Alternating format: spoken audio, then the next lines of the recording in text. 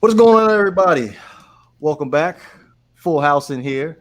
Banks of America, Shake Money, Havoc, Great One Divorce, excuse me. This is the Not for Debate I thought it was podcast. just Devore now, bro. I thought you dropped the great one, like Well, Diddy. You it, dropped the puff. it had a nice, I tried it in the mirror this morning and it had a nice ring to it when I do the intro. So don't interrupt the intro. No. Don't interrupt the intro. You can find us on Spotify, Apple Podcasts, and Anchor and all other streaming platforms. Also, be sure to like, comment, subscribe, and most definitely share. We have a special guest in the building, Miss Phinsanity. How you doing?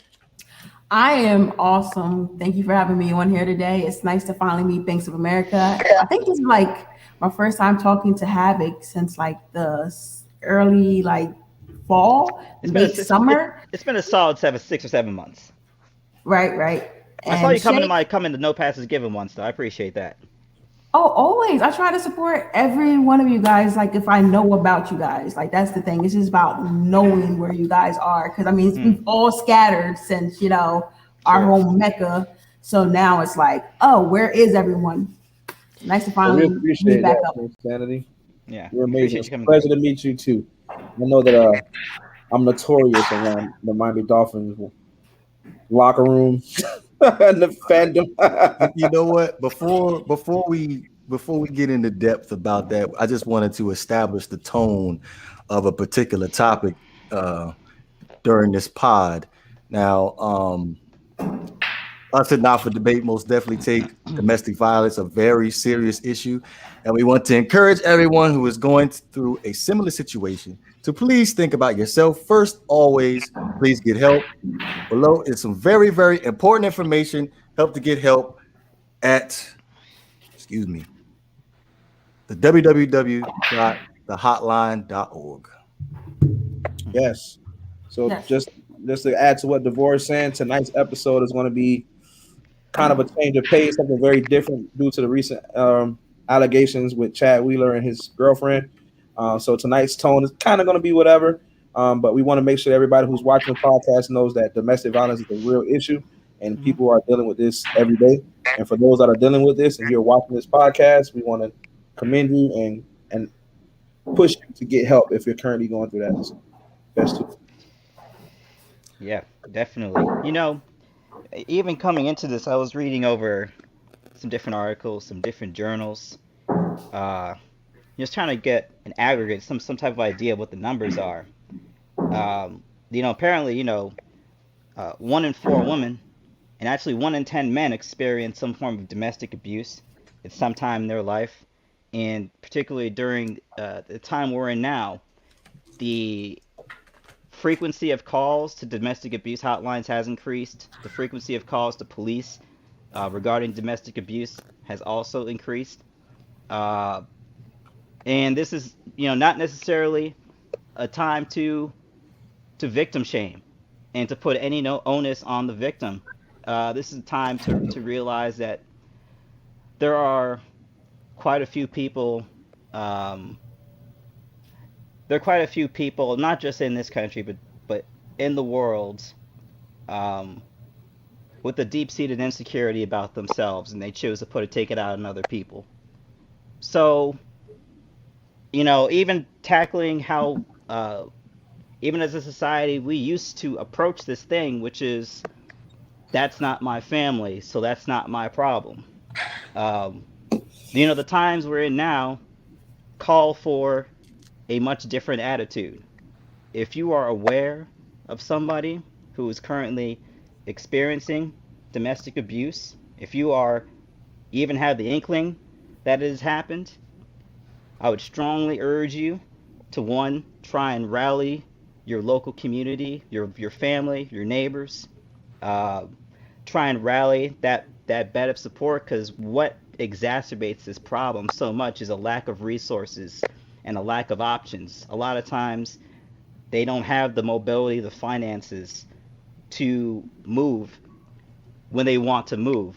So if you are aware of a situation happening, um, please try and rally some resources, rally the community together, rally family, rally church, rally whoever you got to rally to get these people help, because sometimes they do not have the ability to help themselves. Um, and I will end it on that. Good point. Have it really good. Very well said, bro. Very well Yes, said. definitely. Yeah. Fansanity, Shake. Yes. You guys got anything you want to add to that? That's pretty much you covered everything. Yeah, I think Havoc did an amazing job, putting, that so beautifully. Even though it's a dark situation, they need to know that they do have support. And sometimes, with going through these allegations and going through the process of it all, people sometimes maybe want to back out because they feel like, you know, the world is against them, especially when it's a football player or somebody that's put on a pedestal. But at this time, I just we'll see what happens.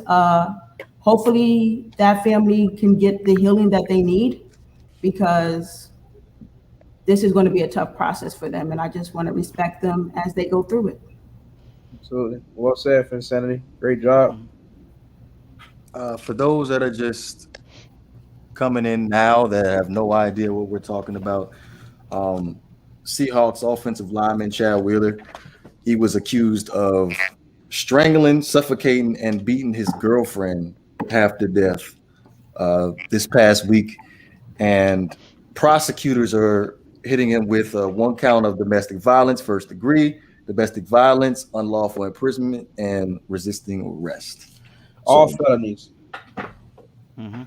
so I was gonna say my biggest issue when I went over this was there was no attempted murder as far as a charge on here because Mhm. I believe there was a quote in the report where he was saying you're still alive. Yeah. So Mhm. like that probably was the biggest eye popping problem that I saw in the report for that. So um, It was which even hard even reading that report, to be very, very honest with you. yeah, it was. Mhm. The It really details, was.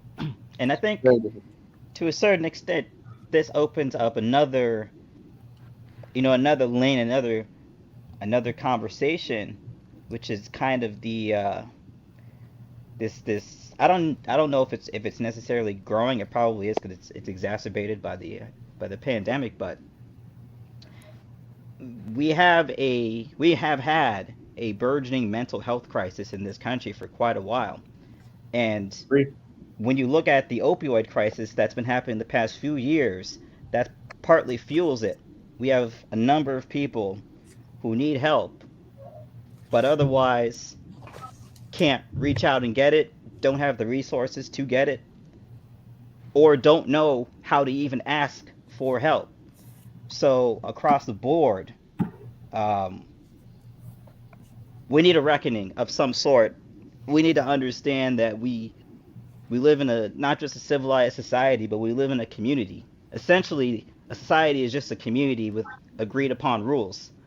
And if we can come together and realize that there are a significant amount of our brothers and sisters out here who are hurting but don't quite know how to ask for help. And it's like what I said earlier. If you see something happening, don't just say that's not my problem, that's someone else's problem. Let them deal with it. If someone is being abused, if someone's being beaten, if someone life is in danger, then it is your problem because we are a community and we are all in charge of our brothers and sisters. So for us to move forward, we have to move forward in that way. Hopefully she gets the care that she needs. Hopefully he gets the prison times that he deserves. And that's that.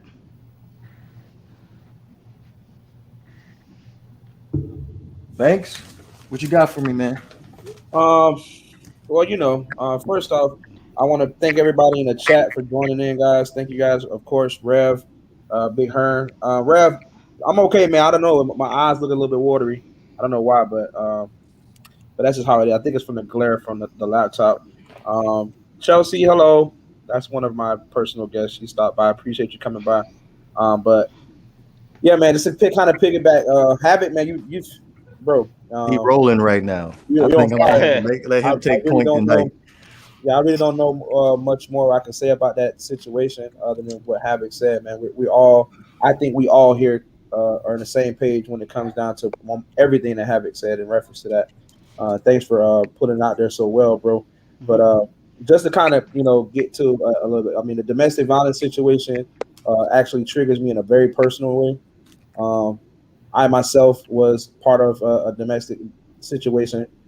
Just because I know how people would, we'll get on, camera and we'll say these types of things and whatever, whatever. And then some people may do fact checks where you may go out and say, well, who are these people? I mean, let's just, so I have been in a situation, unfortunately, where I was involved with a domestic dispute between myself and my ex-wife. Nothing on the level of what, Chad, in this situation is Chad Wheeler. But domestic is domestic, no matter how, how gory it is or how much of an argument it is. Anytime you're in a domestic dispute, even speaking from personal experience, whether punches are thrown, contact is made, or whatever the case may be, you want to, with the awareness that I have now, I would have done so much differently. Instead of fighting for attention and trying to fight for the love of somebody who technically at that time didn't want my love, and come to show out, we're no longer together anyway. That's a side thing, but um, you just got to let it go. And I know that's a very difficult thing for people to have to deal with, to come and grasp the concept of letting go, especially with somebody that's near and dear to you and stuff like that. You think you're going to spend the rest of your life with them and whatever the case may be. But to kind of bring up a point of what DeVore said, I'm actually surprised that he didn't get hit with an attempt charge as well. After I read that comment, that's one of the first things I thought. I was like, well, this is clear intent. But again, with everything is allegedly on the table right now. Allegedly, that's what was said. That was what was done. I'm sure as time progresses, more details will come out about this. I'm actually kind of disappointed that the fact that this hasn't hit the national media in such a way that past events, and I'm not going to try to make this a black and white thing, whatever the case may be, because we all know what's up with that. But I'm just actually surprised at the lack of attention this is getting in the media, because when such players such as Kareem Hunt and Ray Rice were involved in these types of situations, the lynch mob was out tr- deservingly. But I also thought about the fact that um, video sometimes makes things even worse. And what happened in this situation was Chad Wheeler didn't have any video footage that we know of right now that's out there circulating. That's and I'm sure if the video was on showing it, he will be probably getting crucified as well.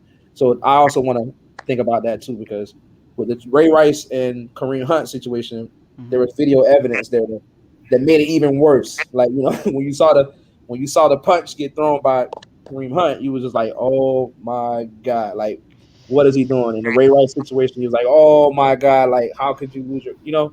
Hmm. So again, just to chime in it, and for anybody who's out there, as you guys can see in the bottom of the ticker there, where is that down there? You'll see where it says, aside from Phinsanity being there, you'll see where it says say no to domestic violence. Again, we want to let everybody know that we are the Not for Debate podcast we're against any form of domestic violence, and we're all in unison on that. So if you see it, like Havoc said, if you see something, say something. So Like I said earlier, um, the hotline website is going to be down below in the description. So if you know somebody, go ahead and copy the link and send it to them. But on Amen. that note, excuse me. On that note, Phinsanity. Again, I wanted to say I appreciate you coming on the show. For all of us, and speaking for all of us, um, especially the nonstop comments that you have, the likes that you give, the retweets, like it's well appreciated. absolutely. Hmm. Y'all my brothers. Y'all my brothers. And I've never met any one of you, but support. And that's how, you uplift everyone else.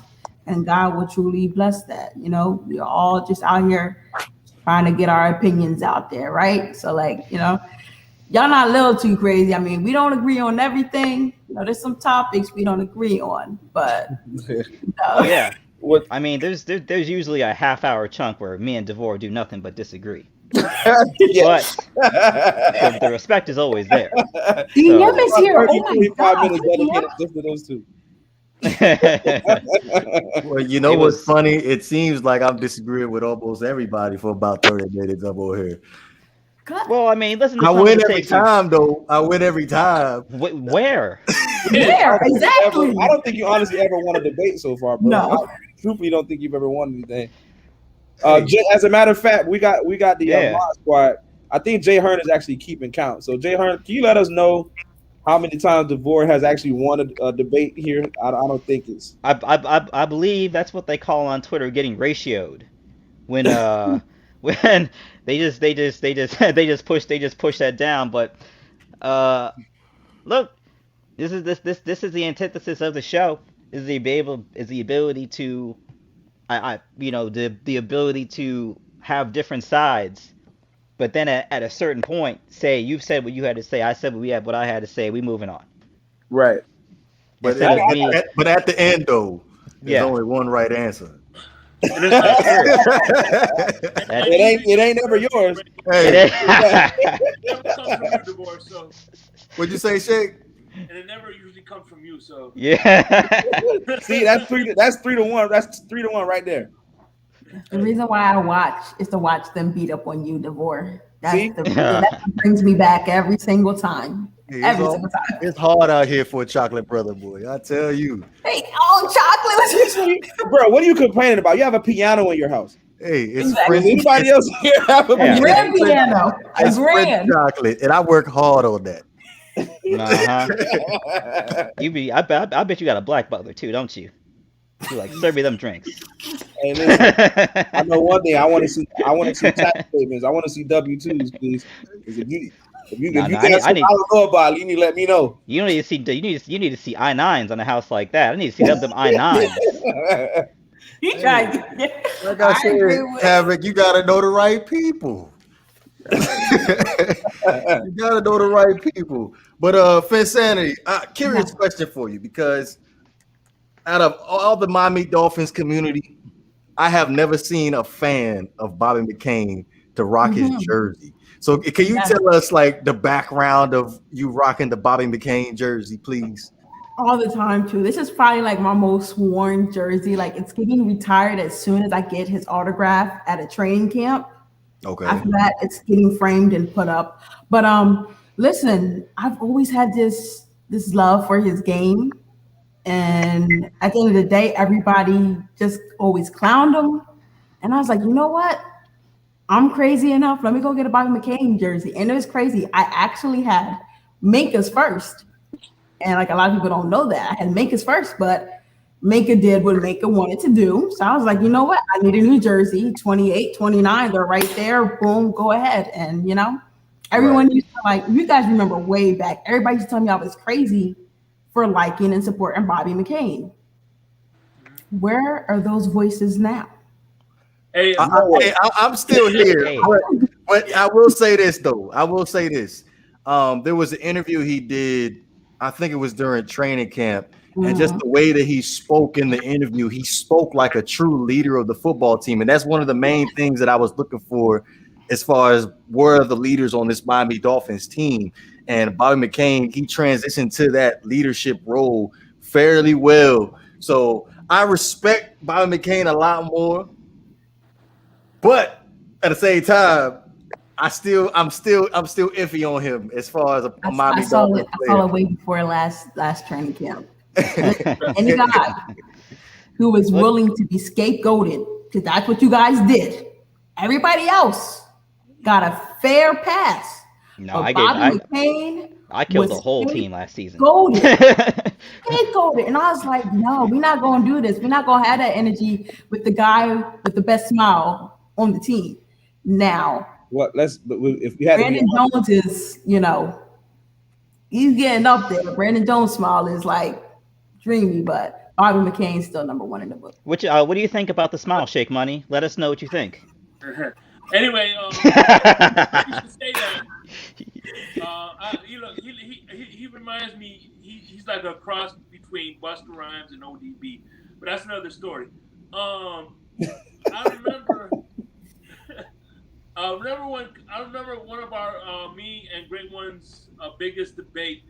This is when a long time ago when Bobby McCain got his extension, he wasn't too happy. I was one of the first main ones on there defending him about his contract extension. Remember that, DeVore? Yeah, the best slot corner. He Yeah. was statistically one of the best. I mean, But I will say this. best. I will say this. He is the second longest tenured Dolphin currently on the roster right now. He done been there. The only person that's been there longer is Devante Parker, which is Yep. kind of a weird thing because I feel like I just saw him get drafted. That man, it's been. Same Hey. here now. I'll I say tell this you- much: he's been solid Yeah. pretty much his entire tenure. He's been. I'm not saying he's ever been a star. I don't know. He had a rough couple of first years. That's Yes. why I'm gonna kind of Well, his first point it out. season. His He was on first the verge season of was. getting cut. No, not the first season. He had a good first season. He had a better second season. Now the third season, that's when things started to fall off. But you could generally say the defense was. I mean, we're Listen, talking can about I- Adam Gase. Come on now. Can I tell you something? I hope you guys can go with me on this. The day I fell in love with Bobby McCain, okay? So we were playing the Raiders, and if you guys remember, Jordy Nelson was out there torching us like nobody could torch. Now, Bobby wasn't even guarding Jordy, but Carr threw a pass to him, and I think X missed the tackle, and here comes Bobby. Boom, tackle. Same drive. Cam Wake gets the blitz and the pressure. X gets the interception in the end zone, but we never remember the play before the play. Just like it was LeBron with the block before Kyrie with the shot. Goatness. And that's what we going with. That's what we going with. Oh, I man. will say. I Go ahead. can remember the first time I What? under my radar was hold on, Bobby McCain fell under my radar. What was that? I'm I sorry. had to put it in there. I had to. I'm I'm sorry. sorry, I had to throw it in there. My bad, Shake. I remember the first time that Bobby McCain, I started respecting him it was against New England, and him and Amendola, he was locking him down. He didn't let Amendola get anything. And as a matter of fact, they got into a fist fight during that game. And he kind of dogged him a little bit. So that's what kind of put him under my radar. What? I mean, are we really about to sit here and glorify Bobby McCain? Right. I'm not. Right. I Yeah. laid it can't out. do it. Criticize Jalen Ramsey. I can't do We're it. gonna give Bobby I McCain. Tell me, get out of I here. have been, listen, I've been harping on TD to have a Bobby McCain appreciation stream. I'm worth here for it. I can host it He all ain't day. worth it. He ain't worth it. I mean, He- look. Because you're the guest, I'll allow it. Huh? Because you're the guest, I'll allow it. I'll allow it to happen today. So, guys, moving forward, we're never going to talk about Bobby McCain again. It's probably Okay. it's likely never to come up again. Listen, But- he Why not? will. He will. And you want to know why? Because next year he'll be an actual Pro Bowler. I'm calling. Oh my God! Whoa! Insanity. There's a topic in here that involves Bobby McCain. So I want to hear your tune after we had this conversation. Okay. Okay. He's just mad Whoa. because the Rams only got Ramsey and the guy that looks like Philip Banks. What's his name? Uncle Phil. Philip Who's that Banks. guy that looks like Uncle Phil? I'm not talking about Aaron Donald. Yeah, him. You're not talking about a defensive player of the year, are you? You couldn't be talking about him. That guy who could Wait, you're a Rams fan? Banks. Absolutely. Absolutely. Absolutely. And we gotta save Cap. Send Cap Life. Send us your bail, man. Let us know what your bail is. We got you. No, we don't. You got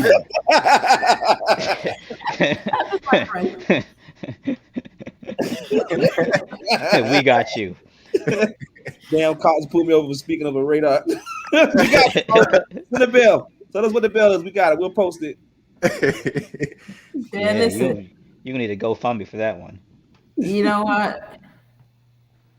I'm gonna say this, and I'm gonna say this one time. Good luck to your Rams moving forward. You'll never hear this again. I'm being nice because you're a host. But you already know what time it is when the Dolphins line up against them. Y'all getting that work every single time. I can't say a lot because when the head-to-head matchup happened this year, you guys wrecked us. Mainly because of Jared Goff. And But Tua. No, hell no, boy, And hell no. Tua hell didn't do yeah. a damn thing. Right? Hell yeah. He didn't do nothing. Yeah, He he didn't do Yeah. nothing. Listen, Just show up. We hit Devante Parker. So, yeah. What, Shay? He did more than what Rosen did. I can tell you that. See, there we go. We we're deflect. not doing that. Well, Why that, we that, why, that, that, why we that's a deflecting? given. You see what I'm saying, Beggs? They That's a always given. deflected, He man. scored more touchdowns than Rosen. What? Every time I say something about Tua that I didn't like, we got to talk about Rosen. We don't have to relitigate Rosen. He's gone. Yeah, we don't have It's to over. relitigate that. Exactly. But all I know is there was a All I'm quarterback that saying, got he sacked didn't on do his nothing. first He didn't do official something. snap and lost the ball. He Right. didn't score points. It happens. So, Say- Yeah, no, it happens. Yeah, it definitely Hey, happens. you're kind of low on your audio, bro. what do you mean? It happens. Can you hear me now? Yeah, he must a little bit better. He did score touchdowns, so I don't want to hear that. Listen, Shay, if we're gonna be honest, there's a reason why Tua came out and said that this was easy, and that's because that defense was out there balling for Thank him. you, Phinsanity. And then when reality hit, it hit fast for a lot of us. We was like, "Oh, this thing easy for the I'm, Cool, this is gonna be a breeze." I'm definitely going to clip this. I'm going to clip this because you are probably one of the smartest Miami Dolphins fans that I have heard from in quite some time. That's not caught up in this Tua hype here. So I just wanted to make I love that. Tua. That's cool. That's cool and everything, I but at love least you Tua. called a spade a spade. The defense did its job. In that game, for sure. I mean, listen, it doesn't. You could be Stevie Wonder, you can be Ray Charles, Helen Keller, you name it. It don't take a whole lot to see the defense carry this team all year long. Like that's a given. I'm not even debating that point at all. Almost basically to the point they were spotting our team. There's a period of time the defense was spotting the team 14 points, 10 to 14 points a game. So for me, it's all about that progress, and it's all about building the right way. And Go yeah, ahead. guys. Oh, no, I was When about to you say have if we can go forward and just stick with the plan, which we've been doing and we've seen results. Yep. When you have the longest streak of turnovers, you should be in the playoffs. That's all I'm going to say. Thank you. When your turnover differential is what it is, I don't know the number, but I know it's. You are so smart, Phinsanity. You are so smart. There's some reasons we gotta When you can't gotta have tunnel vision sometimes. when the Saints won their Super Bowl, their defense had the number one turnover differential in the league. Their offense has always been humming, but when their defense got their act together that season, then they went to the Super Bowl and won it. Mm-hmm. So for me, man, once you got that, you've established that lockdown defense, which is, I mean, think of all the great offenses we've seen, and dudes walking away with basically nothing to show for it. So for me, I'm about trying to build this thing comprehensively, and the playoffs have shown us one thing: you need to build a whole ass team to win this thing. You need a whole ass team to win this thing. Teams like Buffalo, if you look at a team like Buffalo, they look pretty good on paper. They played pretty well all season long, basically. Yet they came across a team that was a little bit better, and in my opinion, the Buffalo Bills are a pretty complete team. So why you disrespect Ryan Tannehill when he made it to the conference championship and played Kansas City? When did I disrespect Ryan Tannehill? I'm not the Tannehill hater here. I'm just saying because you're giving credit to the Buffalo Bills right now for going to the conference championship, but you didn't give credit to Ryan Tannehill for going to the conference championship. You're saying Ryan Tannehill. I don't care about him, bro. You see the verbiage you're using? Not the Titans. Ryan He ain't even Tannehill. on my team anymore. I Who's don't the care. leader of the football team? Derrick Henry. Derrick Henry. Clearly. No, man. Mike Vrabel, next. Because That's what I was talking about. Listen, My bad. I will admit it. Let's I let will- Phinsanity do it. She's doing a great job for us. I will tonight. admit it. Taylor Lewan, next. Listen, no. Do you remember how everyone, like every major like analyst and everything, were losing their mind that Tannehill got a deal before Derrick Henry? The disrespect. How dare you? You know what, DeVore? What's You know what he that does? about a year ago? 2,000 on you. 2,000 on you the next season. Come on, that's my fantasy running back right there. Gets me to the championship let me every shut single this year. down. Let me shut this down real quick. So, where was Derrick Henry when Marcus Mariota was the quarterback? I'll wait. Oh yeah, they weren't in the playoffs. They weren't in the playoffs. I know that. So Marcus Mariota is not an NFL starting quarterback. He just happened to be starting for the Titans, but he is not. That's He not won a that's not what Heisman people and said. everybody fell in love with him. He's borderline Just 'cause you win trash, a bro, Heisman to be does honest not with mean you belong in the NFL. you. Mariota's borderline trash, bro. What happened to Tannehill when they shut down Derrick Henry? They lost. No, Shake.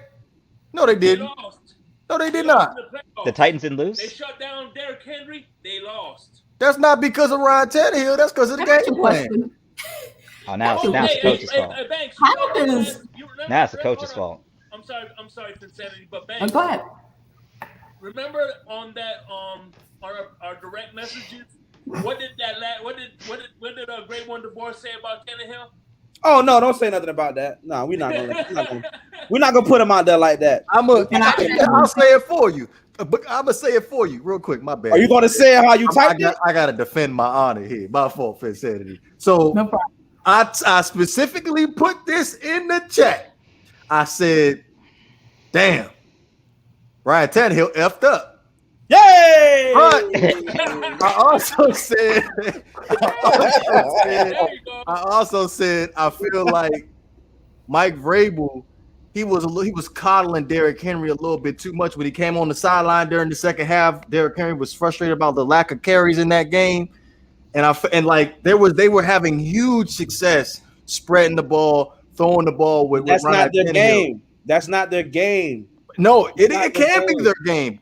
But again, you have to adapt to the game. If Derrick Henry's getting shut down, why are you gonna keep on running the football when you see what is successful? You throwing the football with Ryan Tannehill. Your first drive, you threw the ball with Tannehill. You went down the field and scored. Can I tell you why you do that? They do it because they trust Derrick Henry more than they trust Ryan Tannehill. Obviously, Yeah. they expect Derrick Henry to make a big play before they expect Tannehill. 300 yards a game. We need. Who led the if you just count Derrick Henry's rushing yards after contact, he still leads the league in rushing. So Yes. I'm gonna if listen, at a certain point you gotta look at what you got and you gotta run it until the wheels fall off. He fell on the sword. Because the arm of Ryan Tannehill ain't taking you nowhere. Oh, But yeah? the legs of Derrick Henry can take you somewhere. This mofo threw 7 picks. He threw 7 picks. So how come we can't put the ball in the Ryan Tannehill's hands? 33 touchdowns, 7 picks. I mean, we've been talking about Ryan relative Tannehill's strength is the play action. So if you go away That's everybody's strength. That's everybody's strength. not when you got Derrick Henry, it's a different level of it. Come on. That's everybody's strength. If you have success running the ball, everybody's strength is play action. All they wanted to do was stop the run and make Tannehill beat them. They stopped the run. Tannehill, did he not have an opportunity? Did he not have chances? What happened? And here's another fact: when they rushed Derrick Henry less than 20 times, the Tennessee Titans is 1-3. Well, Shake, to be honest, I don't think any team's success rate is very high when they rush less than 20 times. It's not true. Very true. Don't play me. That's not true. Don't play me. That's not true. Now, I mean, if you did you not see what Tampa just did? I don't think they even ran the ball 20 times. Yeah, they did. Yeah, they did. Well, yeah, they did. Okay. Yeah. Shut it down. I think what you that's get. the case. Explain the 2000 and what year was that? With Tom Brady was just destroying the league with Randy Moss. Oh, 7. Oh, excuse me. What year was that? Who's Randy? Did they even have a running back then? Because Who was Randy Moss? Who was Randy Moss? I don't remember a running back on their roster. Who was Randy Who was Moss? the running back? Who was Randy Moss though? But Like, who was the running back? There are some anomalies, definitely, but the most successful football teams, they run the ball. Look at Kansas City Chiefs, another example. They don't have to run the ball 20. They can throw the ball all game and still beat you. I told you there are anomalies. You know who couldn't do it? Who? Banks of America? Who's The that? Rams. Yeah. Oh, That's a good point. That is who couldn't do it. Hey, it's funny you say that because I'm gonna transition this. I'm gonna transition this topic real quick, right? So Hey, 1 second before you go into that, Mod Squad. Does the Mod Squad have any control over StreamYard, or they just only YouTube only? It's just YouTube, man. I told you at the beginning that was all you was gonna get. Oh, man. After the podcast is over, you and I need to have a one-on-one. We're gonna have your first write-up slip waiting on the desk for you. I'll be going. I'll get a warning. I'm going Let me get a warning. to work on your pink slip. I'll be right back. Oh, God. Nah, he done. But yeah, I was gonna say. Speaking of the I know Los who's up Angeles on one Rams, of this list. yeah. So speaking of the Los Angeles Rams, there have been some rumors swirling around as far as Jared Goff's future, and I'm gonna let Banks take this over in a second. A lot of people think that the Los Angeles Rams they are a quarterback away from being a Super Bowl contender. Now, there's a lot of other teams that I want to hear you guys' opinion on as far as being Super Bowl contenders with. But as far as the Rams are concerned, do you think if they upgrade the quarterback position, do you think it's possible that they could be a Super Bowl contender? Short answer, yes. Long answer, maybe. Because the quarterback position, of course, as we know, is probably the most important position, as they say, on the field. And of course, anything is almost better than Jared Goff at this point of his career. Like I said, you guys, DeVore, you know personally, I was a big fan of Jared Goff a few years back, and I've literally jumped off that bandwagon. Like seriously, I don't want no parts of it. So hold on, real quick. Mm-hmm.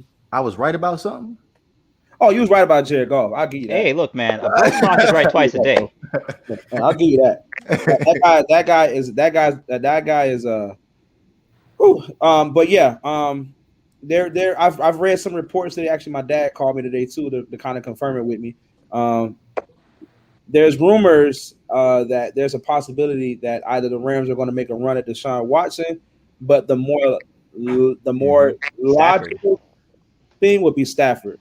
From what we're hearing, it's really, really heating up with the whole Matthew Stafford talk that the Rams are definitely in play with it, especially after the comments that Les Snead just made about him, our general manager, just pretty much said he's on the team for right now. Basically, everybody sounds like they're just done with him. So we'll see, but I can't wait if we do, man. I'll be excited. I don't care who we bring in. It could be Jameis Winston for all I care. I just anybody but Goff. It's time. It's time to go, bro. Was 30 for 30 or was it 40 for 40? Huh? Yeah. Yeah, no, he gave you that 30 for 30. Oh, But yeah, man. I'll take him. I think Jared Goff will still be on that team that had Todd Gurley still been playing like he did his third year in football. Yeah. Well, but I think good. Yeah, well, like I said, just to go add to what you're saying, but that's a good point, Shay. It really, really is, because Todd Gurley was a beast during that time. But as we said, it's who's a quarterback away, and the issue is definitely the quarterback position for us, and the offensive line too. I'll throw that in there too. But I just don't think I don't know if Robert Woods, Cooper Kupp, Cam Akers, and Darrell Henderson means you're a quarterback away. Quite frankly, this is not. DeVore, post that comment. This is not the Rams team from 2 years ago. Like they're not a quarterback away.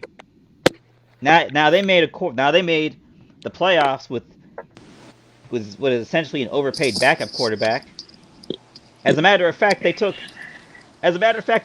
that what's the name guy's name Warford Yeah, Wolford. Warford. Yeah. I They're think he should be competing they're for a trying to starting pump him job. up. Like man, Jared Goff. Man, I hope you rented. I hope you didn't buy that house. I hope you rented, man, because that's when a dude named Warford comes around, takes your job, and everyone's like, yeah, I'm okay with that. It's selling season. Uh, The writing's on the now, wall. now in terms of a quarterback away, to be honest with you, I don't think there's an NFL team that's a quarterback away from a Super Bowl. You may be a quarterback away from winning more games.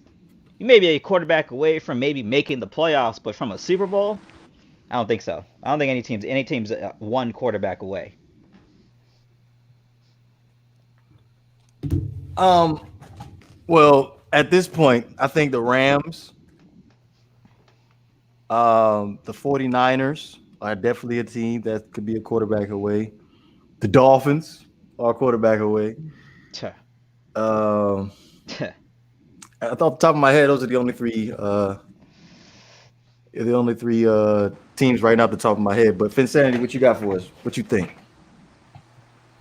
Well, definitely the Rams. Let's get that one out the way. But here's the thing. I like your personnel. I like the way you guys compete within your division, right? You guys gave the Seahawks a run for their money, definitely.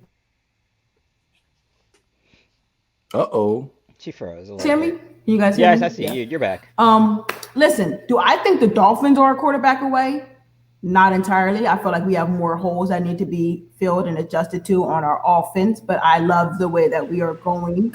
And how about also having like a stable coaching staff? Can we get that before we're gung ho about Super Bowl? I have my thoughts about that. But how about if you're talking about this situation about Deshaun going to LA, he just said the man is like an LA man. He did not say that Deshaun was going to be in Los Angeles. And last time I checked, there's two teams in Los Angeles, but we're not going to go there. But one of those teams don't need a quarterback, though. It's very obvious that they don't Can need. I tell you something? What's that?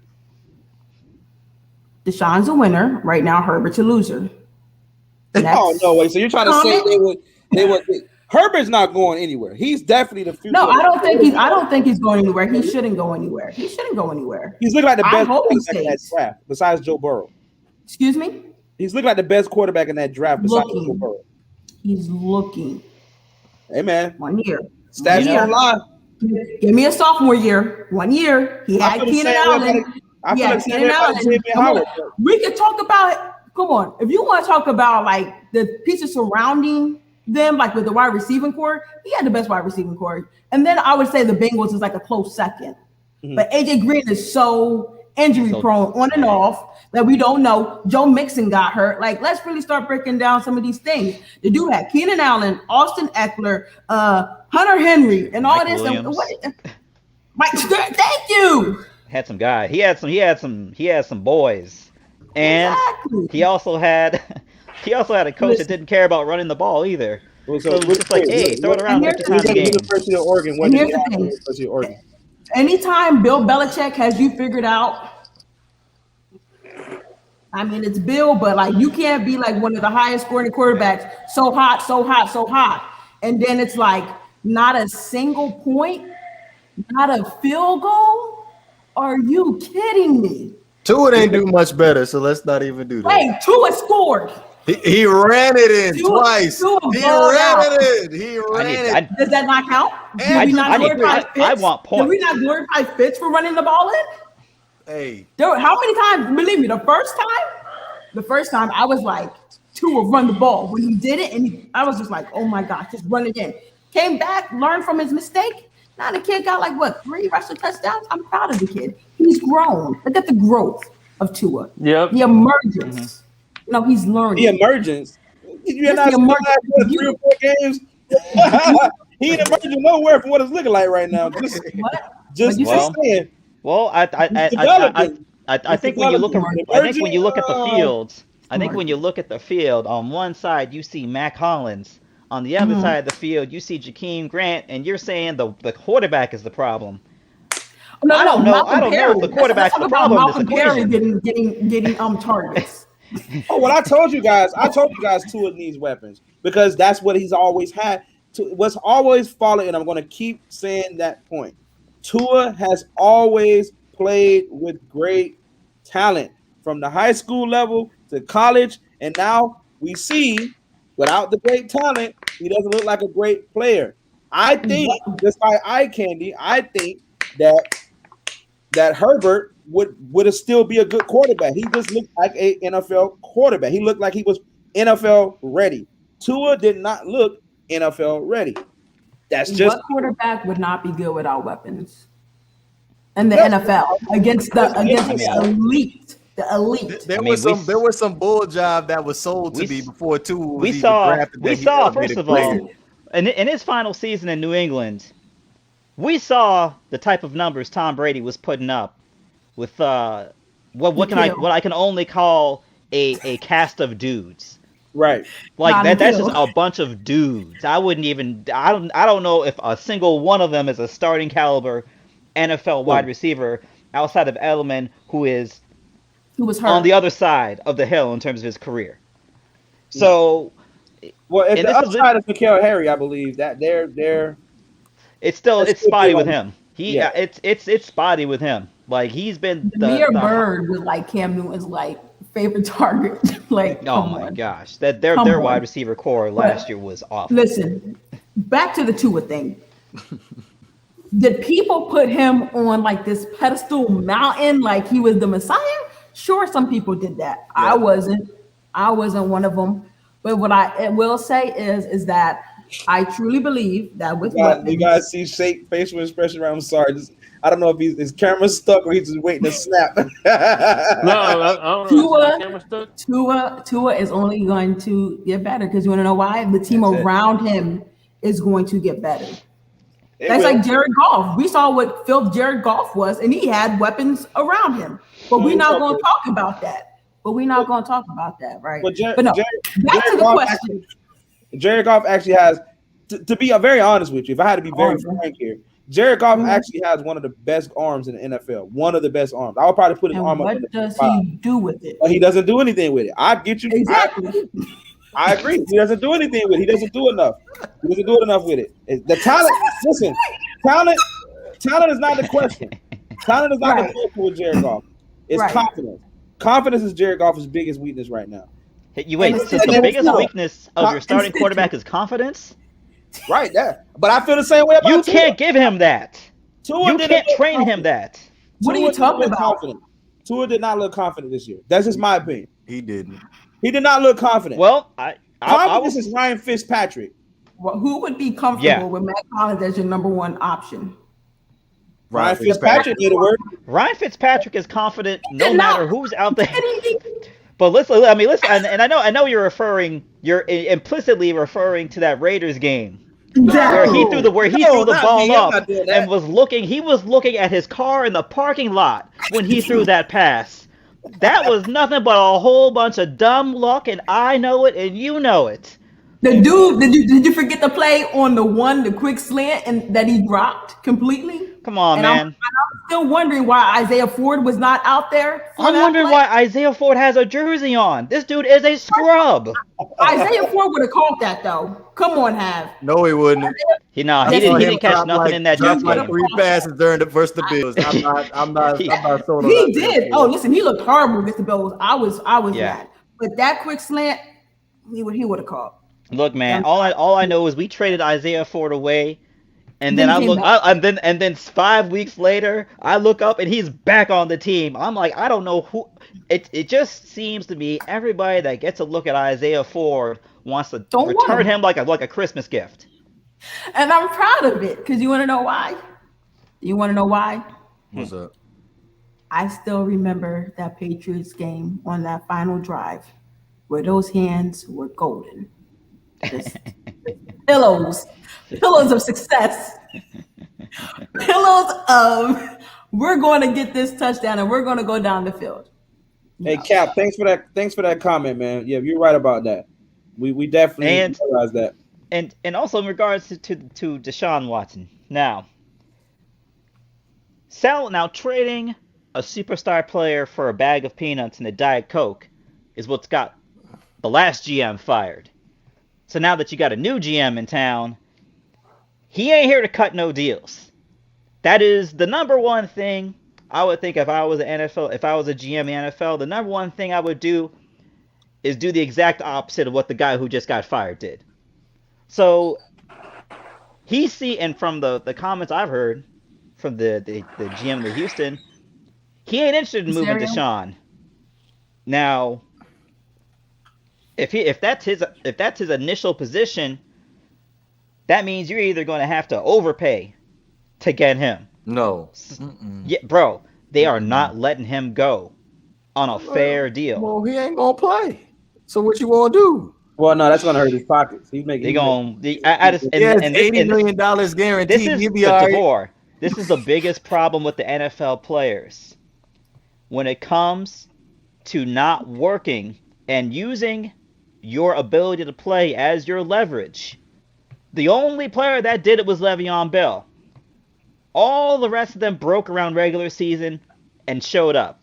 And Le'Veon Bell was the only one that actually followed through. Now, does Deshaun Watson have Le'Veon Bell's constitution set out the whole season? Well, Le'Veon the running back position and the quarterback position are two different, Well, Le'Veon Bell wasn't on the contract either. Right, yeah. And he wanted money. Well, they gave him a franchise tag though, right? Yeah. But look at the Jamal Adams situation. But he didn't sign it though. He didn't sign the contract. Right. So, he didn't sign the tag. Yeah. No, he didn't sign it. But when he's on the tag, he can't. Just because he didn't sign the tag doesn't mean he can't sign anywhere else either. Right. He can't. I was going to say he could strong arm them. Havoc. To be honest.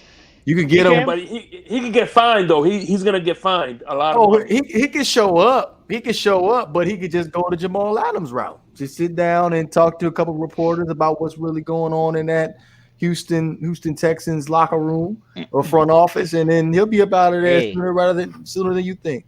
All I'm saying is these NFL players, particularly the superstar players that have leverage, they're watching what's going on in the NBA right now. If you're a superstar player in the NBA, it don't matter what team you signed a contract with. If you don't want to be there no more, you ain't there no more. Like, that's been pretty consistent since the LeBron Big Three era. Dudes ain't staying around if they don't want to be there no more. Now, the real question is, are you willing to give up the checks? Now, if you're willing to give up the checks, they have to move you. At some point, they have to move you. Now, is it going to get to that point? Because I'm certain they're going to get offers. They're going to get good offers too. Yeah, they're going to get some stuff thrown. They're going to get some stuff thrown at them. Yeah, they're going to get some stuff. And if I'm the Texans, I'll be willing to make a trade for somebody because you don't really have a lot of assets. You don't have a first round pick. You don't have a second round pick. Quite honestly, offering that alone with other, terms, maybe potential players in the package, you may want to jump on that because, it'll suck getting rid of Deshaun Watson. It really would suck. It's going to be a huge blow to that franchise because they drafted him to be the future, and they call him the Michael Jordan of football. I don't know if you guys know that, but that's his actual. That's disrespectful. Well, no, that's what his Clemson coach called him. That's kind of what when you actually watched his game in college and you actually saw this kid play and the stuff that he was able to pull off, it was amazing, man. I earned a lot of respect. There's two players, and this is crazy as it's going to sound. There's two players that I personally knew were going to be good players. I'm going to throw Joe Burrow in there as a third, but that people counted out that they didn't think they're going to do well. That's Lamar Jackson and that's Deshaun Watson. And I said that because I said this over and over and over about these two players. If you can go out there and dominate a Florida State Seminole defense, which is full of pro-level athletes. And let's be honest with it. Lamar Jackson didn't have anything working for him at the University of Louisville. He didn't have a lot. He didn't have what Deshaun Watson had. He lit it up. He tore us apart. And I said, you know what? That kid's going to be really good in the next level. Because you like Florida State too? Oh, of course. Absolutely. Oh, my God. Nah, man. You're batting 1,000. Like, Listen, Rams, I was a loyal fan. Your loyalty, oh my god. Oh my god. Rams, Seminoles, Chicago Bulls. That does not That's make it. any sense. Hey man, my family's from Chicago. I was Okay. born here in Miami. When I was growing up, I was born in 1988. When I had to grow up through the 90s, the Miami Dolphins wasn't winning nothing. So It's all about the it Bulls. was the Chicago Bulls and the Miami Heat wasn't winning nothing. So, and I went for the Rams because of the jersey. I love their jerseys. That yellow and blue was always. And then one of my favorite players is Jerome Bettis. So Okay. get some history to that. Well, that being said, you know, it, Houston is a team that needs to rebuild regardless of whether Deshaun Watson's on the roster or not, because currently they don't have enough juice to do anything right now. And they got two guys making a whole boatload of money. It's Deshaun Watson, there's J.J. Watt. Deshaun Watson gets moved, I guarantee you J.J. Watt's not showing up for work anymore. Oh yeah, I think he's out of there. Well, really? Oh, I mean, well, wait. I mean, I don't know. Oh, I don't know. hey, breaking news, bro. Breaking news. I got some breaking news. Yes. Lions are trading Matthew Stafford to the Rams for Jared Goff and 2 future first-round picks. Let's go! No. You're capping. Let's go, baby! It just came to my phone too. Let's go! See you later. Okay. Can we run back what the parameters of that trade are again? Yeah, Super Bowl, baby. run that the ramifications of the trade again. Shake. 2 future first-round picks and a third-round pick. Yeah, And the they Lions. get Jared Goff. The Lions get 2 So first the round Lions get picks and a third. Yes. Wow. Jared Goff must really be trash. That's if what- they had to oh give my him, if they had to give that up with him, that's with Jared Goff. So Jared Goff is part of the deal, right? What? Yeah. Wow, they must Two really first-round think Jared picks Goff is and a a third. pile of garbage to give up that. Wow. The Rams, though, you ain't got no That's a first move. round pick. That's a It's move. over. Damn, yo, I got no first round pick for the next 2 years. Yeah, but you know what this means? Hey, That means if they could trade Watts, if they could trade Stafford, they could trade Watson now. Listen to me. Listen to They me. don't have It's to wait only till fair. March. It won't be official until March. No. Wait, it's only Okay. it's only right that I have to give my reaction here. Okay. Yes. And I'm thankful that it's whatever. wow. The 2 draft picks are not going to mean anything. So you say It's not that going to now. mean anything because all that tells me is this: this team, our general manager, once again, this is why I love Nestle because he's aggressive. That's what I love about him. He wants to win. It's Super Bowl or nothing with us right now. That's it. That's all this trade indicates. He really believes that this team, our team, is ready to win a Super Bowl. We are a quarterback away, i.e., the Tampa Bay Buccaneers. One player away from being there. I cannot wait. And Stafford, hold up, wait. And Stafford, the guy that's been getting crushed by Aaron Rodgers his whole life, and somehow with the Rams gonna but not he's even gonna him. do great. He's gonna do great. He was doing great in Detroit. He'll There's do no doubt good. that- He'll do He'll do good. amazing. Well, He'll he's do gonna do amazing. I great. think I think he'll do He's gonna good. do But great. I will say He'll be this much good. though. But not great. Boy, and I am confident in Matthew Stafford in terms of his quarterback play. I feel like he's wasted most of his career with Detroit. He will undoubtedly. I mean, anything is really an upgrade over Jared Goff. But if Matthew Stafford ends up getting hurt, ends up missing significant amount of time, or just in general, this trade does not work out. This is a trade that's got a fired GM all over it. He bet his whole legacy on that trade. Whoever your GM is, he bet his whole legacy on this trade. So if y'all ain't in the championship game within either the year coming up or the year after that, the trade's a complete fail.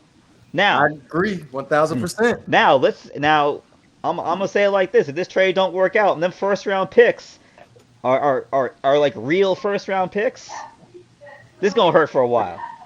But I understand you got a window. This is your window. You're making Yes, a run sir. during your window. Yes, sir. I I, Let's I, go. I see the ambition, but man, I love it. you're betting that Thank you are you betting so a much lot for on that Matt breaking Stafford. news, bro. Can I just say something real quick? No, Because you can't. I'm looking at the Yeah. rank.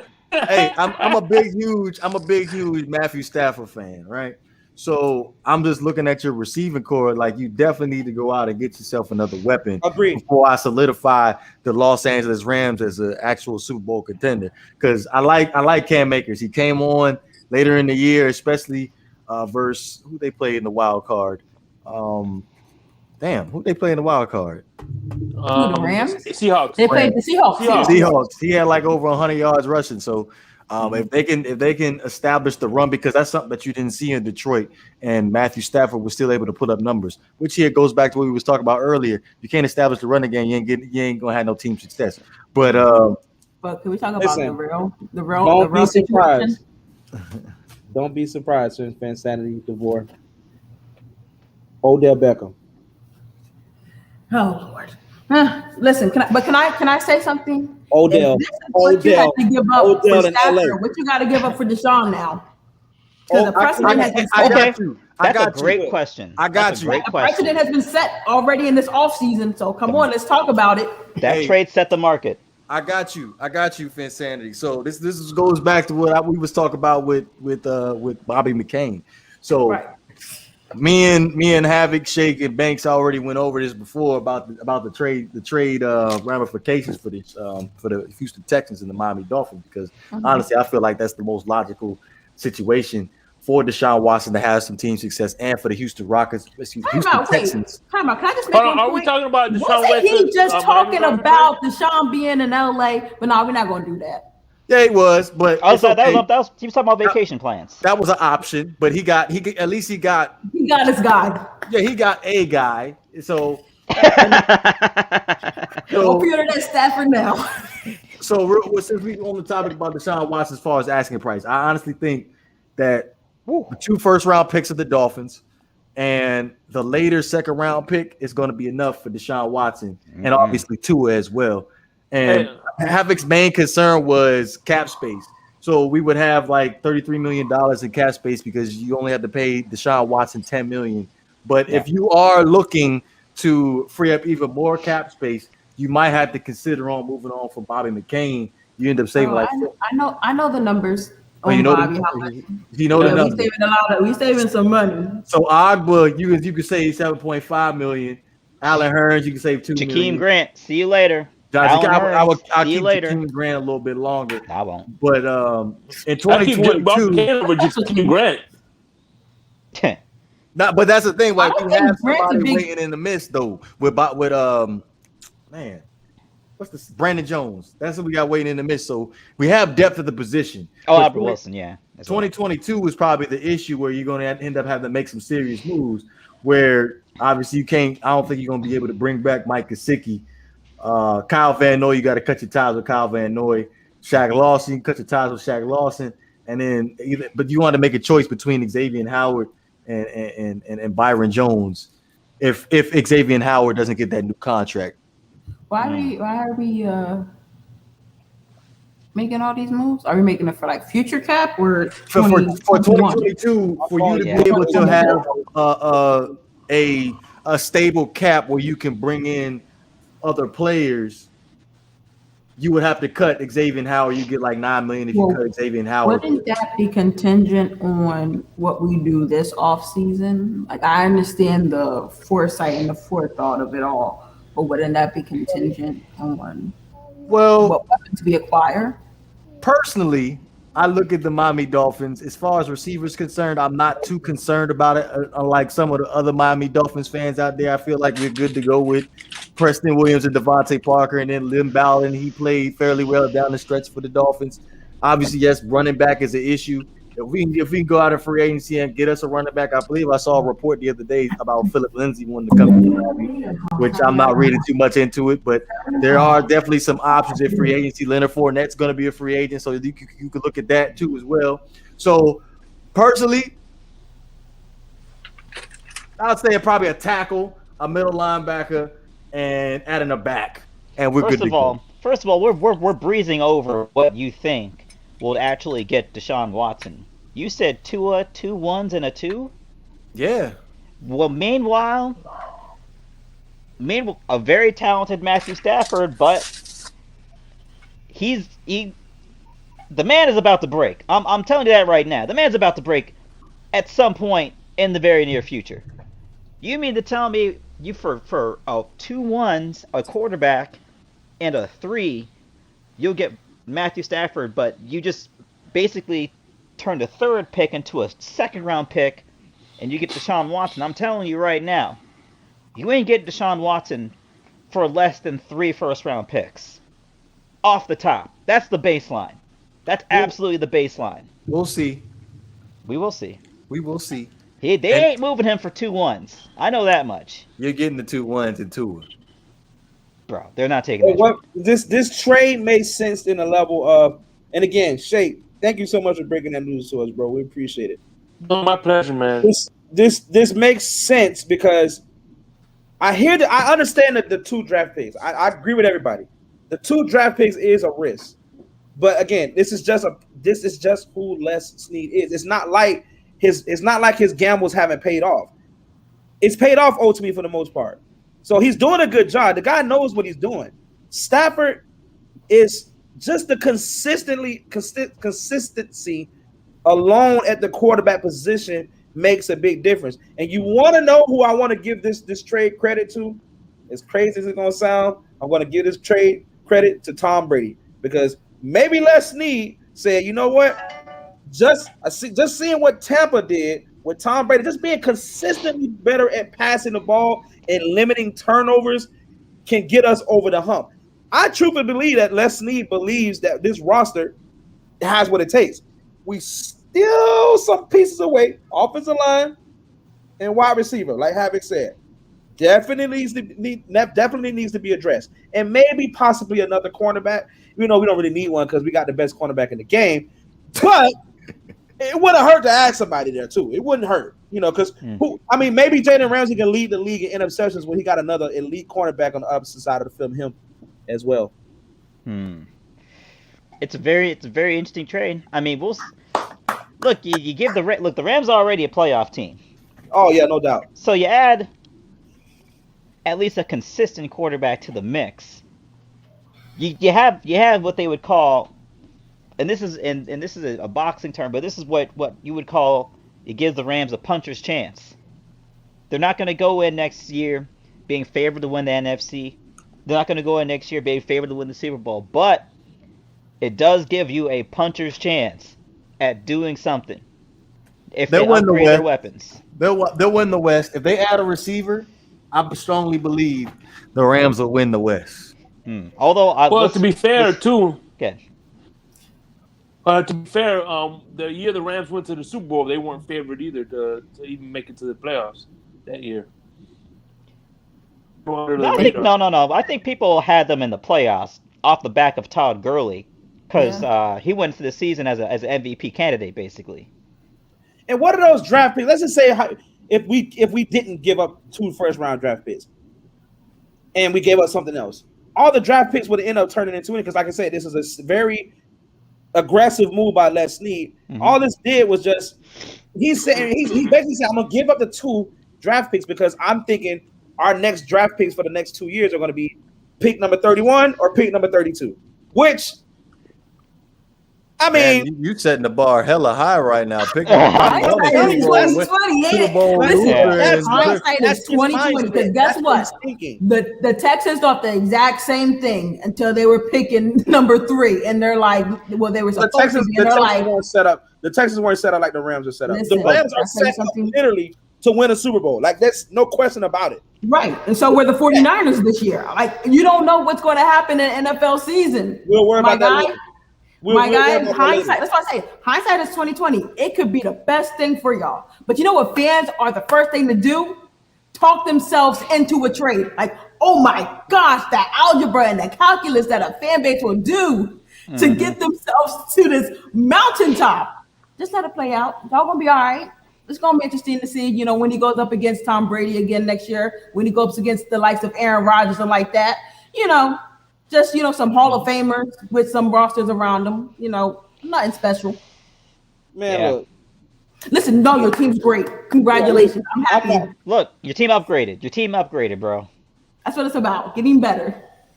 We're in a far much better position than anything in the AFC East right now, besides the Buffalo Bills. Yeah, but then with a move like this, the real question is, What was your are you record better against than the AFC Packers? East? Are you better than the Buccaneers? What was your record against the We'll AFC see. East? We'll see. Okay. What was your record against the AFC East last year? It was pretty shitty. Oh, okay. I was just wondering. I was just wondering. Hey, but just running quick. Didn't you let in like a 0-something team? No. When's the last time the Miami? Oh, y'all lost to the Jets. Something I totally forgot about that. When's the last time the Miami Dolphins competed for a Super Bowl? All right, See, now you're just bringing up points that have nothing to do with the conversation at When was the hand. last time you guys had a What consistent happened when city you y'all did played it? in? You guys know I You don't did play it. fair. I don't play fair. You guys know Listen, that. can I tell you something? The Patriots made y'all look so bad because y'all had this high-powered, high-scoring offense. How dare you talk about when the last time we competed? When's the last time you competed? Because y'all were not competing in that game. Y'all were getting schooled. Hey, listen. Schooled. Listen, And the funny thing about it is everyone hated, but I loved the defense that they were playing against y'all. It literally put a smile on my face. It exposed your boy. Yeah. See, to realize Our players that got guess extra what? paychecks. Y'all ain't it. Our players got extra paychecks to compete when it matters. That season, do you want to They talk got about paycheck you want to to talk lose. about Miami Dolphins that season? We can talk about that. Oh, here we go again. We're out here talking about the Rams didn't do a good job in the Super Bowl, and Banks is out here talking about, yeah, but y'all didn't see this Hey, car but we I saw were the other there. day. Something that has That's nothing to do with the conversation When at y'all all. face the Dolphins, what happens? How When can you face the Dolphins with golf, what happens? When How you can it guys be- face the Dolphins, what happens? It doesn't matter. You're talking about a regular season game. Like it meant nothing when you were sitting home for the playoffs. And where were you sitting at? Where were you sitting at the last couple of Y'all years? saying that? Where y'all saying that now? We're sitting at home too. What's But we the went point? to It don't matter unless you win the Super Bowl. It don't What's matter the point unless of you Yeah. win the playing Super Bowl. exactly? What's the point of playing now. another game? Come on now. Congratulations. Hey, congratulations Stafford, on your baby. NFC Championship. Come on hats. now. Let's not act like the LA Rams ain't at home watching Netflix right now, too. But hey, listen, we're at home right now with a cup of Hennessy in our hand right now. Like, yeah, we got rid of that bum. St. Louis got rid of y'all. Now we went back to LA, back to St. Louis. Y'all can't even find a consistent city to play in, let alone At the end of the day, congratulations on Stafford. We'll see what it gets you. But don't harp that stuff with us when you couldn't even beat us. When you beat us, then you can talk to me. Until that day happens,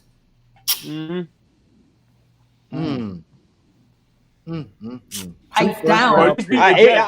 I'll say this much. I don't think Aaron Rodgers. I think Aaron Rodgers got that update on his phone that Matthew Stafford's going to the Rams. He went right back to sleep. He's like, I ain't worried about them. I ain't worried about them. Are you talking about that guy that everybody predicted? Never mind. I'm just happy. Listen, What guy? at least I got the satisfaction of seeing my team compete in the Super Bowl 3 times in my lifetime. I mean, how many? Well, I mean, where's the hardware? Well, Where's the first two you jumped on the bandwagon. We got one. I was in the 6th grade. So you cried twice. Okay. Yeah. What does that do for me? 1 for 3, 33%. I can't. No, sorry. At least we're at we're above 33% in Super Bowls. I mean, it's been a minute, but our percentage isn't that bad, Well, we're the only team to ever have a perfect season in NFL history. So, but they don't. Hey guys, I'm going to have to step off for a second. I got an emergency. Have you ever been weirded out by that shit? Of course, I've been weirded out by that. I'm gonna have to step off for a second, guys. Phinsanity, if I'm not back in time. Thank you. God bless you. All right. Well, he could have stayed for the remainder of the. Oh, is that something Deshaun Watson to the Dolphins? Nah, nah. Yes. Nice. John Watson to the Dolphins for a bag of chips. Oh, Bill O'Brien's back in charge. Nice. Oh well. On that You know note, what that was? You know what that was? That was Bill O'Brien and Flores and Greer and all them. That Patriot Brotherhood. Like, yeah, Hmm. you know what? I'll hand you guys a bone. Yeah, oh, Sure, yeah. why Bill, not? I'll be here in a couple of years. Why not? you said Bill O'Brien was like, "Look, Oh man, man. I'm not gonna be here much longer, man. Right there, like, From like, me to and I'm you. about to get. From me to you." I'm getting rid of Deshaun too. At this point, we might as well just burn the whole thing down. Like, kill switch. That's Nah. yep. hey. Hey, When you what do you think? By the way, Phinsanity, what do you think of Bill O'Brien as the Alabama offensive coordinator? I mean, think. Listen, I think he's coordinating, right? He's not making the sense. Listen, I'm really excited about seeing Bryce Young. I think he was redshirted this year, so I think he'll technically still be a freshman. I'm excited to see whatever we do. I mean, at the end of the day, we're still the Tide, and we're the national champions. As you guys seen, everyone swore up and down that everyone was going to beat us, and that just does not happen. We do not lose two in a row. So at the end of the day, next year, I will definitely be saying roll tide to everybody who was harping at me, talking about we didn't play anybody this year. Well, you know what? We went to the national, we went to the playoffs and embarrassed everyone we played. I will say, I did watch that national championship game. It looked like Madden on rookie mode. They had no They did whatever they wanted with Ohio State. And the thing about it is, and like, it's funny to me. You know what's funny to me is that like Jalen Waddle, God bless him, because that kid was obviously hurt. He obviously wasn't, ready to be back, but he wanted to put something out there because he knew he wasn't going to be able to compete in the Senior Bowl. He knew most likely the combine wasn't going to be the same aspects, and he wasn't going to get his measurables out there as much as possible. And just pro days probably aren't going to be the same. So shout out to that kid for fighting through that. Granted, it cost me $100 because I made a minor wager that he might get in the end zone. They tried to, like, you saw where they really tried to on that first drive. But once I saw him, after that first catch, limping off that ankle, I said, save that kid's career, because with that type of speed and all that, you're gonna need that explosiveness in the NFL, and you don't want to risk it all for an ankle. Let that thing heal up. At the end of the day, people know who you are. They know you for your speed and they know you for your hands.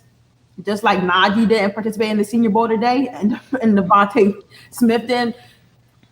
When you come from Bama, you really ain't got to do nothing but say, Bama's on my resume, hand it in, and go enjoy your NFL career. Everybody already has your tape. Yep.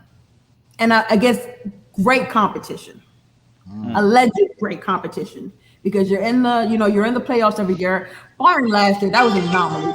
We should have still got in. I don't know why we didn't get in. Probably because Mac Jones didn't win, the SEC championship. But that's neither here nor there. But he played, very well for us this year. He was a Heisman candidate. And the great thing about it is he's a Heisman candidate. He's not even like one of the top 3 quarterbacks that they're considering. So that tells you a lot about how they still view the Alabama program, which really, it is what it is. It is a machine. You put a piece in, you put a cog in the wheel, and it keeps spinning. And we're going to keep rolling. And for me, people say they don't play anybody. They play each other in practice all the time. Oh my God. Like, you gotta play. Yeah. Look, Alabama is the closest thing to a football factory now, right? They're what the UM used to be. They're what Florida State used to be. Like we brought this up before. When you think about the run that UM made, when they had about 5 or 6 Hall of Famers on that one team, you gotta face these guys in practice every day. So, yeah, man, that's a machine. And, and quite frankly, there have not been a whole lot of busts coming out of Alabama lately. And I tell people, you want to know how good, Bama is, how good these running backs are, Alvin Kamara never took a snap for us, but he was actually on our team one year. But he could not beat out Derrick Henry, and a lot of people don't remember that. So he transferred to Tennessee, where he did amazingly well, mind you. But like, there's a lot of names that like just have to transfer out because they're just not going to get the time on the field, and they have to get the chance to show their talent somewhere else. Just like Joe Burrow. Like, think about the quarterbacks that beat him out. Ain't nobody thinking none of those guys are better than him now. You feel me? But sometimes when you get into like these big college systems, you only get like maybe 1 or 2 times to show what you can do, because the next time it's his audition. And if you don't look better than that, they're just going to sit you on the bench, redshirt you, or tell you to go enter into the transfer pool now, because top tier, like you got to flash, especially picking up them playbooks and stuff. I will say this. One thing about it is it seems like, because we've had a lot of, to get back to your question, Shake, we've had a lot of turnover with the offensive coordinator position. It seems like everybody just wants us because of how aggressive that we are with our offensive schemes and stuff like that. So, I mean, at the end of the day, all he has to do is probably hand the ball off, because we're going to have a top running back. Not much, to be honest. Bill O'Brien doesn't need to come around and cook up the most elaborate plays, because you got to stack deck. I mean, Cam Cameron could win with these players. Well, the funny thing is one thing they asked one time about Nick Saban in an interview. How did he feel about Tua getting 3 different offensive coordinators? And the thing that Saban said was, well, just because he had 3 different offensive coordinators doesn't mean anything. Those offensive coordinators offered a wrinkle here or there, but they were pretty much all running the same system. So it's not like he had 3 different. He was learning a different system every time a new offensive coordinator came in. Another thing, when he was with the Dolphins, I heard this on 5 Reasons Sports. His thing was he has an offensive playbook and a defensive playbook, and whoever he hires as OC and DC have to work within those parameters of the playbook that he gives them. So it's not really changing up too much. But that's what I like about Saban. Bama's going to run the ball, hit you quick, and then hit you over the top. It's not hard. Mm-hmm. Yeah, I mean it's not. Look, it's when you have the best players, and you got a guy like Nick Saban that can put the right people in the right positions to be successful. It ain't Not brain AD. surgery. Oh, AD hurt, Jesus. It's not brain surgery. And finally, the Heat won a game. Finally, by the way. I know. Well, no surprise, Jimmy Butler's back, and they start winning again. The call has ended. Uh-oh. AD is hurt. What happened to him? Oh, he's hurt? Yeah. He's down. Listen, but you know what? When you have the GOAT who's used to carrying teams, you do not worry about his Robin going down. You tell Robin, get better, go through rehab training, and we'll see you in the postseason. That's it. On that note, look, LeBron will get you to the playoffs by himself. We'll see. Well, except the year before last. We'll see. Now he's 30. He had him in the playoff position. Yeah. All they had to do was go 500. He's 36 now. He ain't And what in did his they late do? 20s anymore. And that's why Ingram, Lonzo, who else got shipped out? Hart, all got shipped out. How and dare the coach. you? And the coach. Yeah, the Lakers season is in jeopardy if that injury is serious to Anthony Davis. When you have the GOAT,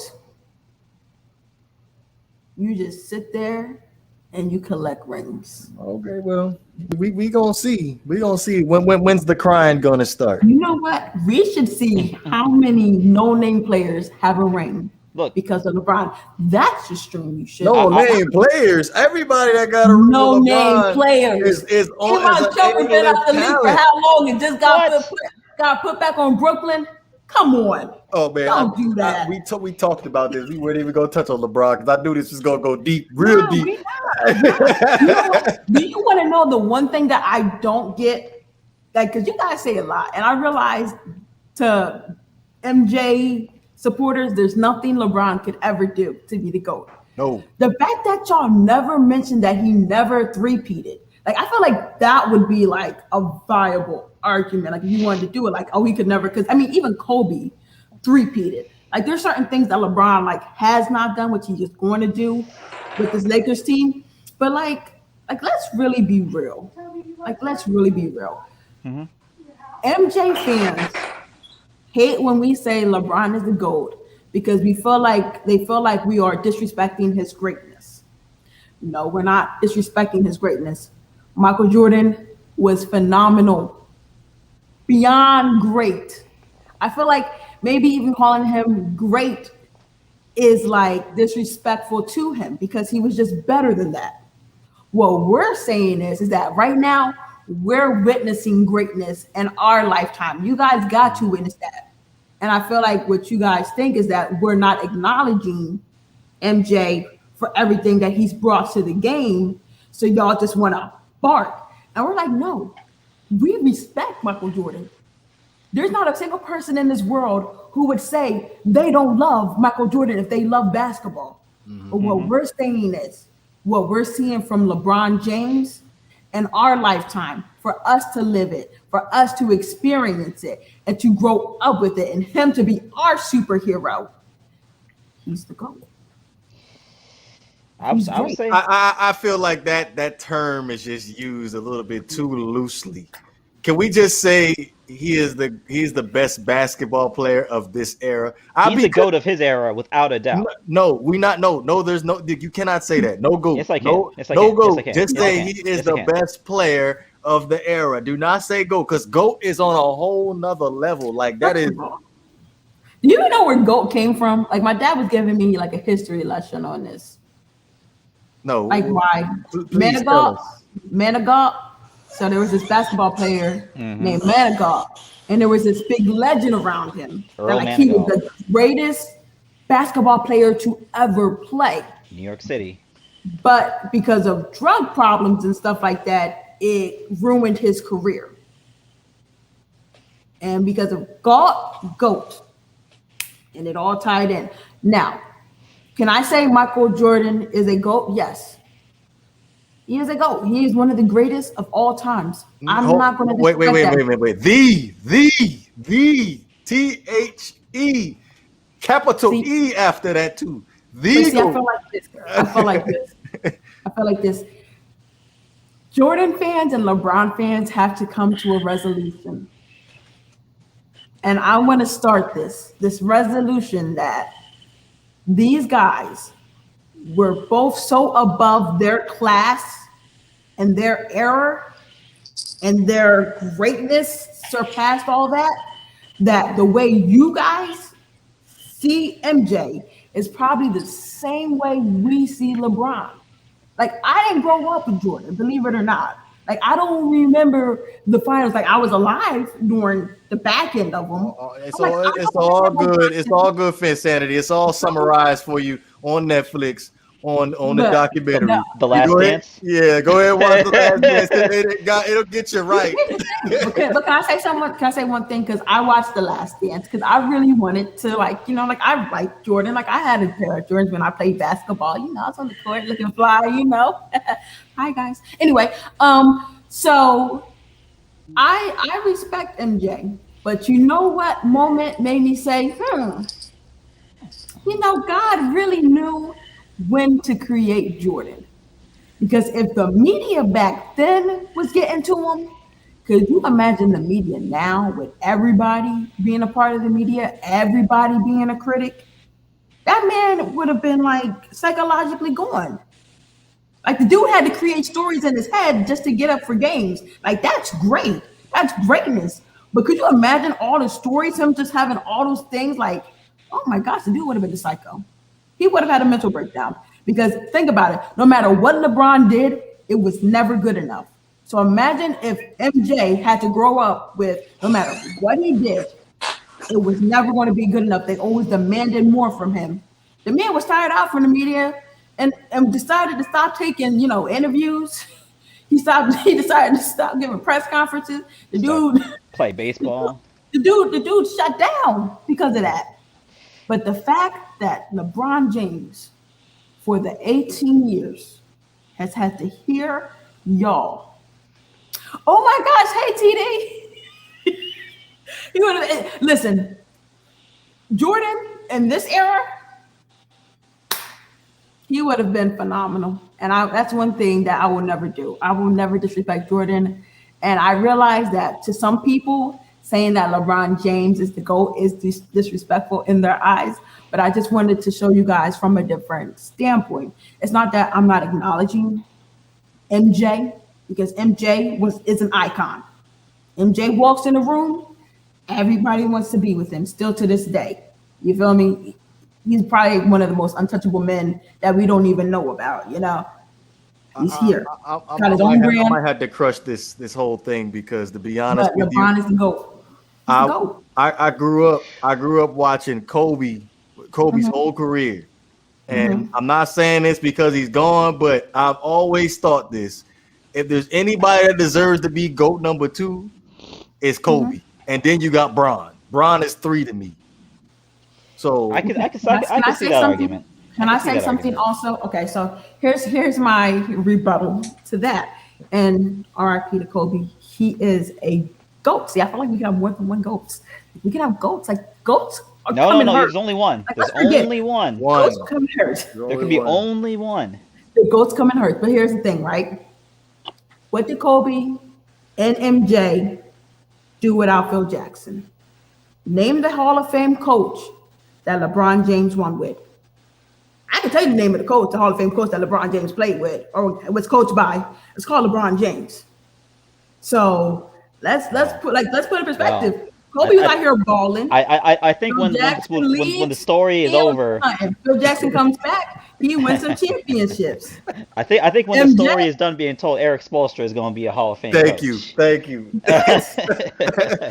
clearly Eric Spoelstra is clearly going to be a Hall of Fame coach. But was he a Hall of Famer at that time? Was Phil Jackson a Hall of Famer when he won the championships? No, he wasn't. First of all, he was a Hall of Famer. First of all, he was a Hall of Famer when he got with Kobe. That was already written in stone. But we're talking about MJ. Talking about MJ? Man, listen, they needed each other. They both needed Scottie Pippen. I'm pretty sure LeBron learned something from each coach that he had for him to be a better player. But you didn't hear no Michael Jordan crying for no help though. That's my only thing. And also Michael Jordan is undefeated in the finals. So 6 for 6. Thank you. But listen, he didn't go to 6 straight. Do you know how much wear and tear LeBron James had on his body carrying those teams? I would understand that, but you lost. Had he won 8 in a row? But it goes back to the conversation we had about the Rams. If you're not winning it, what's the point? He needed a break. Michael Jordan needs no breaks. MJ's the GOAT. Moving along. He was smoking cigars and drinking beers and still was able to perform every night. I commend him for not getting involved with the cocaine and all that. Yeah. You feel me? But his body, you could tell he was fatigued. He needed a break.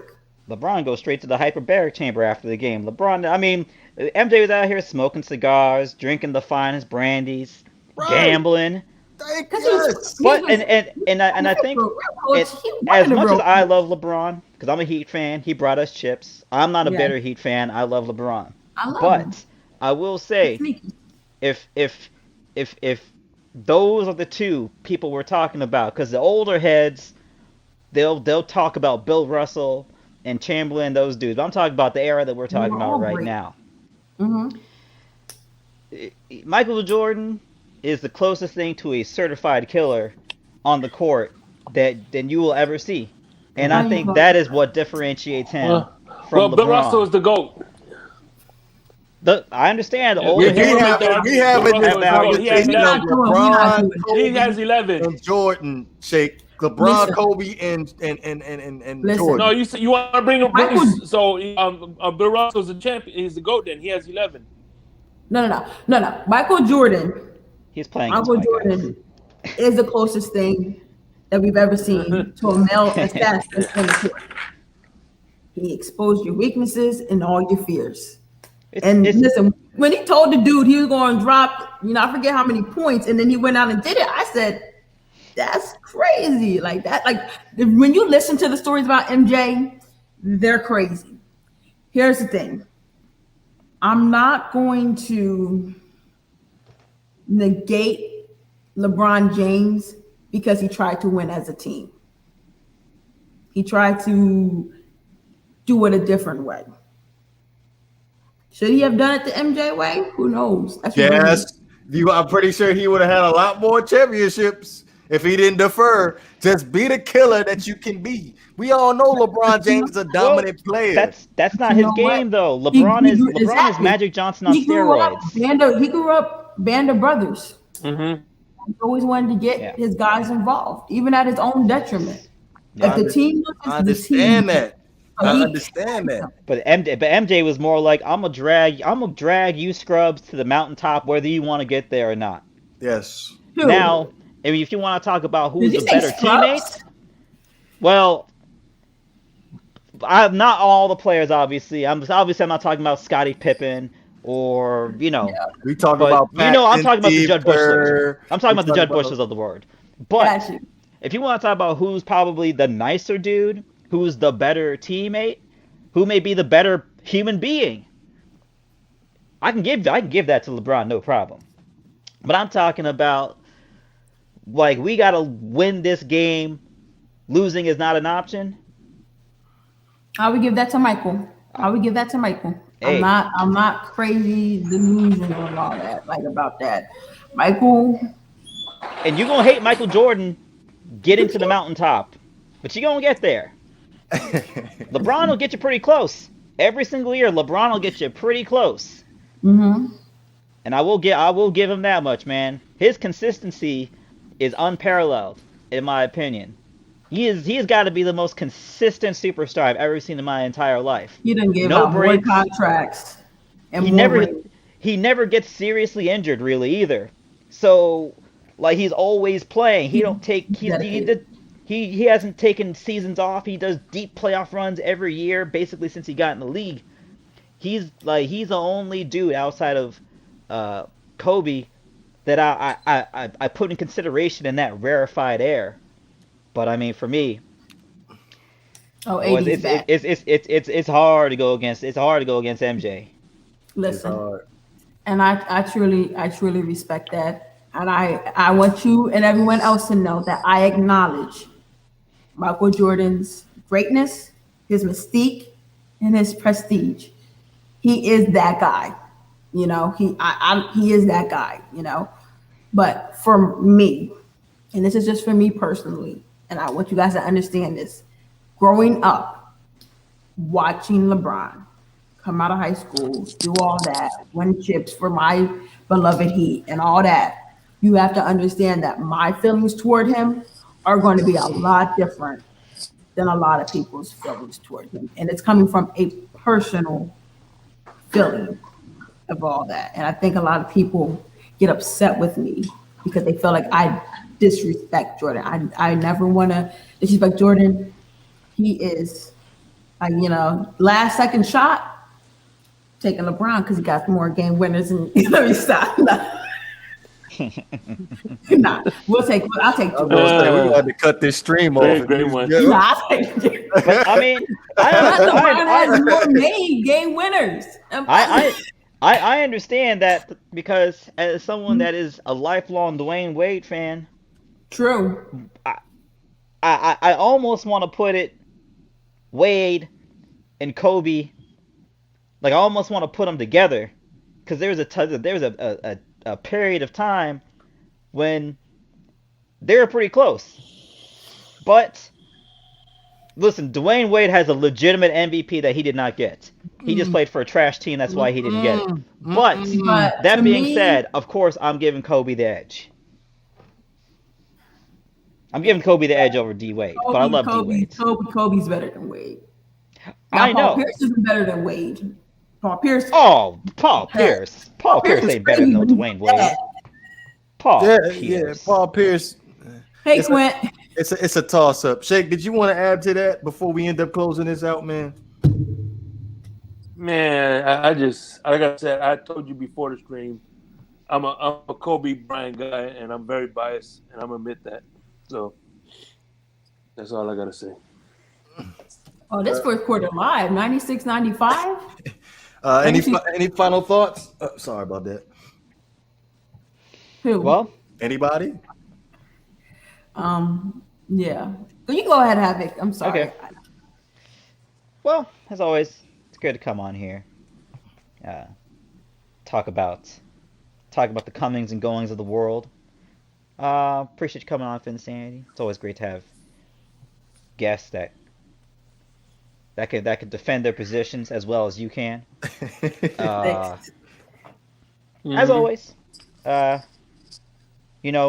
here because of the people that support us in the comments, watching, listening to us. Shout out to y'all, and hopefully we can do this again. Listen, I had so much fun. Oh my gosh, I haven't had this much fun in a very long time. It was like really good to like talk about various things. It was good to see you again, Havoc, and like to actually talk. Likewise. Devore, you always know it's a love, hate, love, then hate more, then back to the love with us because we never seem to agree on anything. But you about to see LeBron James do something special right here. Hopefully you watching. But no, shout out to TD, my mentor, my big bro. We're doing a FanDuel same game prop thing for the Super Bowl. So make sure you guys come check that out. Great one. It would be fun to have, your intake. You have it, you guys, and you Shake. Like everyone is going to put like their input on, and we're going to create a Super Bowl betting slip, which is going to be very interesting. Real money will be put down on this. So You said real money's involved? real money's involved, my guy. We about to try to, it's the last football game of the season, and we trying to get that bread and butter. You feel me? More bread than butter. You know what I'm saying? So make sure it's gonna be next week though. Sometime probably like say whenever he's available to do it. We gotta get the logistics out, but y'all seem to know what y'all talking about. So hopefully y'all can help us flip something real quick. This was amazing. Thank you, every single one. To Banks, congratulations, and God bless you all. That's always my last thing. God bless. Shake? Not much, man. It was finally good to chop it up with Phinsanity. I've been watching her for the longest. You know what I mean? I think she's the GOAT of the Dolphins YouTube, but that's neither here nor there. And Fins up, baby. Hey, you are. Stop being modest. Listen, if we were to really rank them, I would never rank the Dolphins YouTubers because I'm at the bottom. everybody has their own skill set. And everybody comes with their own vibe, so there's no ranking. You want to know something crazy? Devore is I'm a fan of these guys. Sorry, over here. So like, to me, nah. Like I'm a fan of so many like YouTubers. It's not even funny. Like I just do this because it's fun to me, and I love this team in a way that's like unprecedented. Third generation Dolphin fan here, guys. Third generation. So it's really in my blood, and I cannot wait to have the next generation. Both my nieces are Dolphin fans, so just bringing them up in it. We're gonna have 4 generations of Dolphin fans in the family, and it's gonna keep growing. It's about to become a whole legacy thing. Mm-hmm. And to piggyback off what you said, see, Devore is like the OG because he was like one of the first Dolphin YouTubers. Before I used to have to tell him how wrong he was in the comment section. Now I get to tell him on video how wrong he is. So that's awesome. No, I'm just messing with you, it's always good to chop it up with him, man. And Could I be I'm honest blessed to be a about part of one this thing? panel. Great One Devore legitimately helped me get through quarantine because he was up every single day playing Madden. And I'm like, what am I going to do? And then, sure enough, like around noon, here go Great One Devore just playing online. And like the fact that he's actually playing other people made him more entertaining. So he helped me get through quarantine. You know, I didn't have, a mental Yeah, break man. or anything like that. So I might have to bring that back. you got to. You got to. Listen, play with Tua, get you some wins. No left-handed quarterbacks over here for me. I'm sorry. What? I'm moving Don't forward. listen. I'm left-handed, and had I had the Me Oh, opportunity, too. that's had what this I is been about. blessed, Wow. with the Y chromosome to play football, probably would have been, a Hall of Famer. I truly believe it. I truly believe I would have been a Hall of Famer. So you guys in the comment section, you can find Phinsanity on Twitter at Phinsanity5, also on Instagram at Phinsanity_5. You can listen to us on StreamYard. Excuse me, I said StreamYard. Spotify and Apple Podcasts and Anchor, along with other major streaming platforms. Be sure to like, comment, subscribe. Most definitely should share. This is Not for Debate Podcast. We up out of here, man. Peace.